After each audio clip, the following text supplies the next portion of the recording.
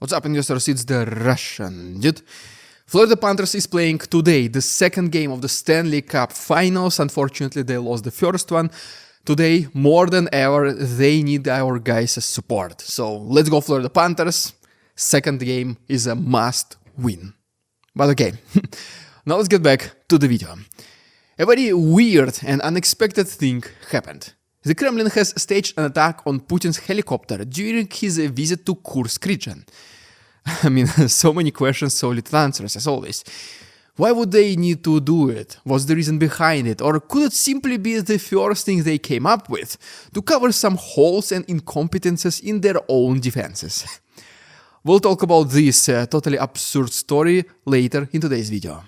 And in the meantime, let's talk about the country that has been at war for over 3 years now, but it still plays the very same broken record, only this time with louder explosions, more civilian casualties, and a fresh coat of propaganda to make it all seem like heroic self-defense. Russia got humiliated, again, this time by a Ukrainian drone operation known as Pavutyna, we talked about it, that tore through one of its most sacred military temples, the strategic bomber fleet. You would think the logical move here would be to assess the damage, figure out where the holes are in your multi-billion-dollar defense system, maybe even then reflect a little bit. But not in Putin's Russia. Reflection apparently is for weaklings. Revenge against unprotected civilian objects, houses, schools, hospitals, and energy infrastructure, this is what Putin's Russia does. Meanwhile, on the other side of the world, Donald Trump, once self-proclaimed a bringer of peace, just casually suggested that maybe Russia and Ukraine should fight it out a little longer, just on themselves, without anyone interrupting. Because of course, the guy who promised to end the war in 24 hours now sounds like a substitute teacher who does not want to break up a school fight, I don't know. We are past diplomacy, past reason, past even pretending to care about human life. What we are watching now is a performance, bloody, clumsy, and grotesquely choreographed to distract from the one thing both Putin and Trump fear the most, which is accountability. So today, let's talk about the circus of Russian vengeance, Trump's growing indifference, Kremlin's staged attack against Putin, and what happens when the world decides it is easier to watch a slow-motion disaster rather than do anything about it.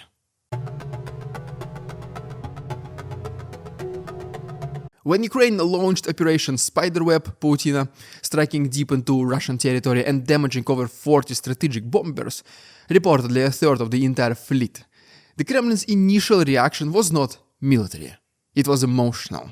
The state machine, usually so quick to bark out retaliatory missile barrages, suddenly got quiet. Peskov gave his usual non-committal line, "Russia will respond when it chooses, however it chooses," he said. Which is translated as following: they are scrambling, they are panicking, and most of all they are embarrassed, so they literally have no idea what to do next. It was not an attack against just any old airfield. Among the others, this was home base for Russia's nuclear-capable long-range aviation, the supposed backbone of its doomsday strike capacity. Getting hit like that is more than just a logistical nightmare. It is spiritual humiliation for a regime obsessed with its military greatness and obsessed with not being humiliated. The Kremlin did not want to admit how bad the damage was, so instead, they turned to the thing they do best: distraction. Start talking about terrorist activities, scream about the Western involvement, and demand strong condemnation from the international community. And you heard it right. The very same international community that Russia has spent years, not maybe even at some point decades, calling degenerate, corrupt, and irrelevant, and now, well, it's supposed to weep for its wounded bombers. It's a bit like slapping somebody in the face every day and then crying when they finally slap you back. But what makes this more disgusting than laughable is that Russia's actual response was, as always, targeted at civilians. They could not reach Ukraine's military drones and military bases, so they took it out on residential buildings, firefighters, and metro trains. Because in Putin's playbook, every apartment block is apparently a NATO command center and an assembly point for international mercenaries, making them therefore legitimate military targets. And as they did it, Peskov stepped up to the microphone and delivered the latest Kremlin slogan: He said, "This is an existential war. The entire survival of Russia depends on it." And for once he's telling the truth, but not for the reason he thinks. It is existential not because Ukraine is threatening Russia's survival, but because Putin is threatening Russia's future every second he remains in power. And the deeper he digs this hole, the more brutal and inhumane his efforts become to pretend it is all part of some kind of a plan, whatever he has on in his own head. Now guys, please allow me, if you don't mind, a quick word from my father and I. Just give us 73 seconds and then we will talk about the revenge of Putin. What's up guys, it is Father's Day. Brought my father all the way across the earth, rented a boat, still not enough for him. Well, luckily I have extra wallets, which are made from vacheta leather, and what it simply basically means, it gets better with time. So I'm just gonna give it to him. Thank you. And it just gets better with time. Vacheta leathers. Там покажут эти эмоции, там ваши. Wow! Открывай вот, ставь там старый. These are vacheta leather, very крупный план. Там на телефон, точнее на кошелек, потом папке показывай. Do you like it? Super. And he likes it. And here is the deal. Показывай, у меня сейчас и... Here is the deal. Right now you can buy those. This is the only wallet you will need, your father will ever need. And right now it is 40% off. Just use my link down below, which is partner.extra.com/RussianDude. And during the checkout you can use the code DUDE10 for 40% off. Thanks so much Extra for sponsoring this video. This is my baby already. It's time to cut the video. Happy Father's Day. Thank you guys for watching these promos. They really help our channel to stay independent. Now let's continue.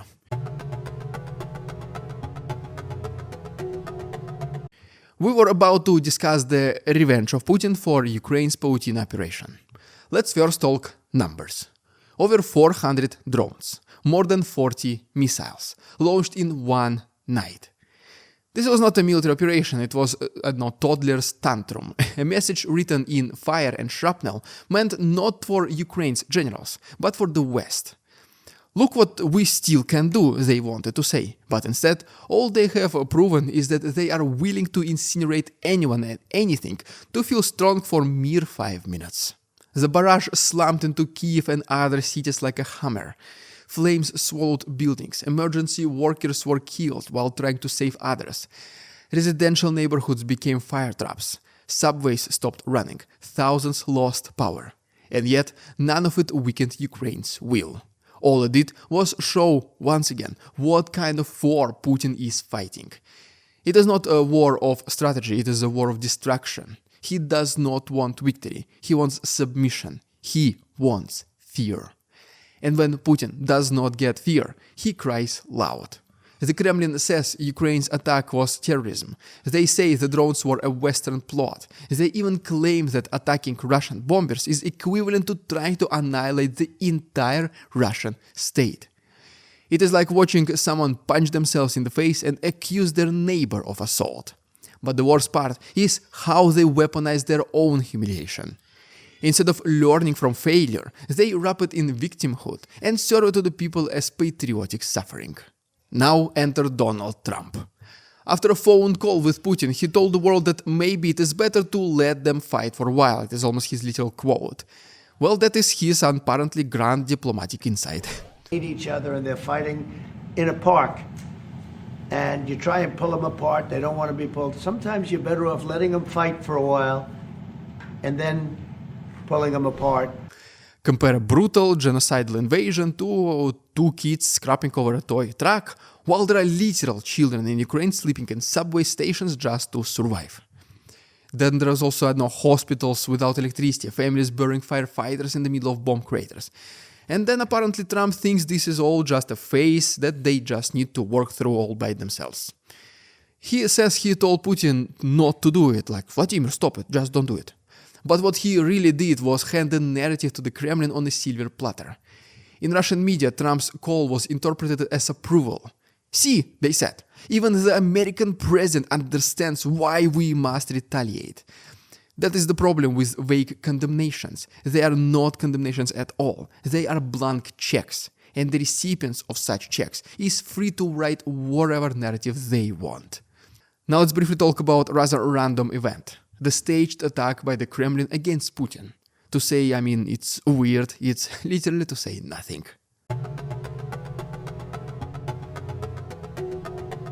Now let's address the most laughable and yet somehow most sinister part of this entire drama. The fake drone strike on Putin's helicopter. State media, as you would have expected it, went all in. The president was in the epicenter of the enemy drone attack, they declared breathlessly immediately.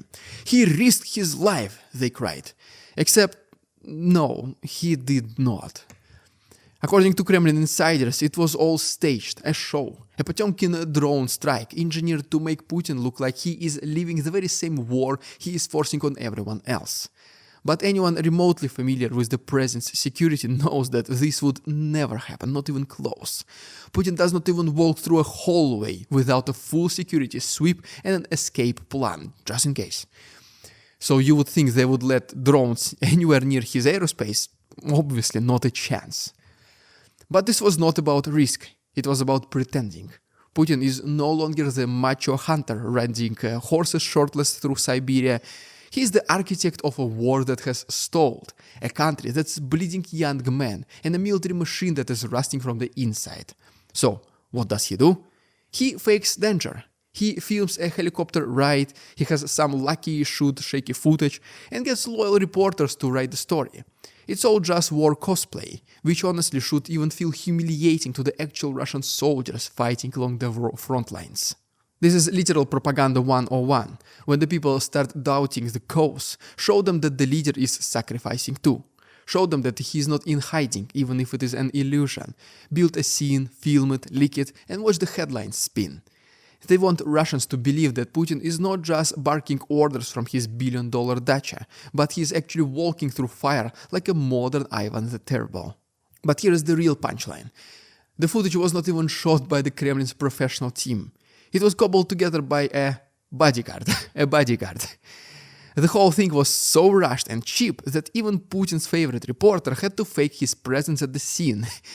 It is the kind of lie you tell when the truth is too ugly to face, when the war is not glorious, when the soldiers are not heroes, when the enemy is winning, and all you've got left is just smoke and mirrors. But let's not forget the bigger picture here. After all this violence, after all this posturing, all this smoke and blood, what is left? More talks. Putin says he is open to negotiation. Trump claims he is still committed to peace, even though he just allowed both countries to sort things out. And yet both sides are doing everything in their power to ensure that the peace never actually comes. Putin, for his part, keeps pretending to engage in talks while bombing civilians and simulating dodging drones. He wants the illusion of diplomacy without the inconvenience of compromise. Trump, meanwhile, is not extremely serious on sanctions, fails to read the bills, and lets his team float warnings about escalation every time Ukraine hits back. What is the message? If you defend yourself too effectively, we might punish you. This cowardly neutrality is exactly what prolongs wars. By refusing to take a side, a decisive side, Trump has effectively taken Putin's side. He blames Zelensky for escalation, warns about nuclear war, and thanks Putin for help with Iran.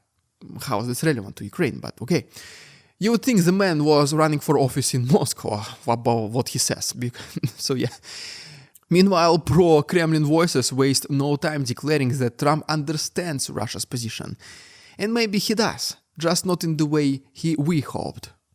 But here is the most disturbing part. Both Putin and Trump know that this war is unsustainable. Both know it is spiraling out of control. But neither wants to be the one to back down. So what they do is to simply keep the conflict simmering, offering platitudes, staging heroics, and letting civilians pay the big, huge price. Peace is not impossible. It is just simply inconvenient for them at this very moment. Well, there you have it, guys. Thank you so much Extra for sponsoring this video. Guys, there is another episode of Thank God It's Monday podcast, which is going to be uploaded on, you guessed it, on Monday. So feel free to subscribe if you don't want to miss it. If you want to support my work, our channel, there are links down below. Thanks so much for watching, and see you on Monday. We won't succumb to their tricks. The facade